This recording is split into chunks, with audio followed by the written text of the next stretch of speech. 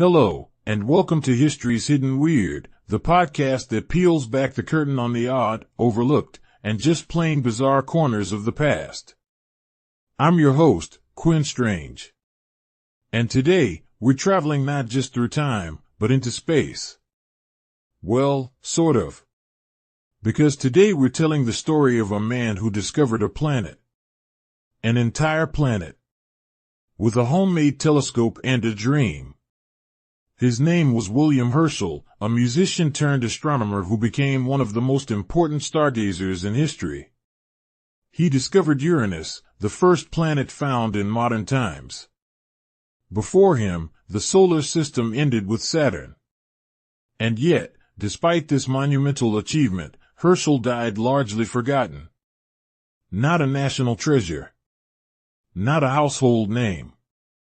A guy who found a world and then faded into obscurity. So how did that happen? Let's point our telescopes back a few centuries and dive in. William Herschel was born in 1738 in Hanover, Germany. He wasn't an astronomer. He wasn't even a scientist. He was a musician. A very good one, actually. He played the oboe, composed symphonies, and eventually became a conductor in England. So how do you go from oboe solos to planet discovery? Well, in the 1770s, Herschel got obsessed with astronomy. Obsessed in the way that makes your friends stop inviting you to dinner. He taught himself mathematics, optics, and star mapping. Then, because the man didn't do things halfway, he built his own telescopes. Not just tiny spyglasses either. These were massive, hand-polished, multi-foot-long instruments carved and constructed in his backyard. With the help of his sister Caroline Herschel, who we'll talk about later, he began cataloging stars, nebulae, and what he called deep sky objects. And then, one night in 1781, while scanning the skies over Bath, England, William saw something strange in the constellation Gemini. It wasn't a star, it was moving. Slowly. Deliberately. At first, he thought it was a comet. But further observations showed it was no comet. He had discovered a new planet. The first planet found since ancient times. This was huge. Until then, only 6 planets were known: Mercury, Venus, Earth, Mars, Jupiter, and Saturn. That was the solar system. And now? There was another one. Further out. Cold. Blue. Unblinking.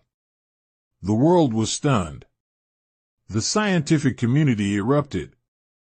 And suddenly, William Herschel, former music teacher, was the most talked about man in the scientific world.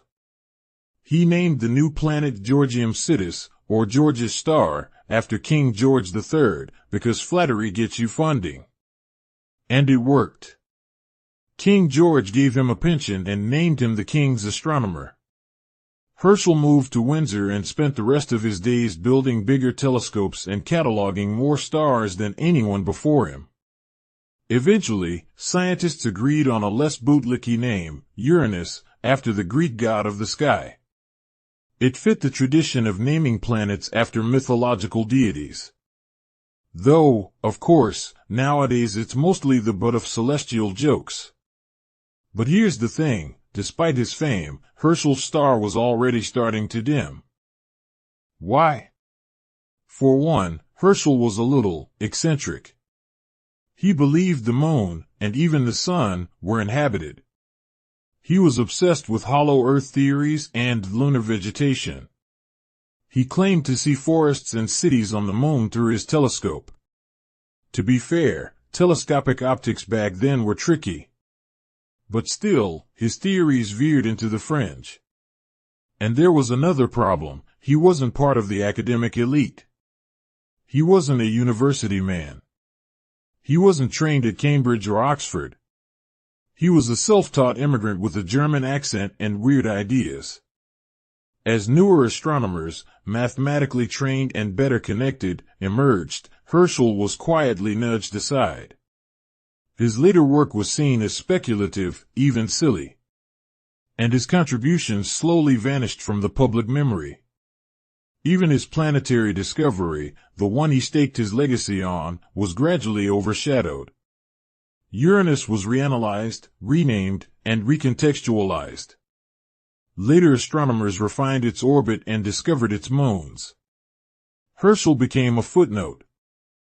By the time of his death in 1822, he was no longer a household name. But we can't tell Herschel's story without mentioning Caroline, his sister and partner in the stars. Caroline Herschel was one of the first women in astronomy. She discovered 8 comets, worked alongside William on his catalogues, and became the first woman in England to receive a salary for scientific work. Where William was prone to odd theories, Caroline was methodical, precise, a data machine in petticoats. She was so respected that, even after William's death, she continued correspondence with Europe's top astronomers.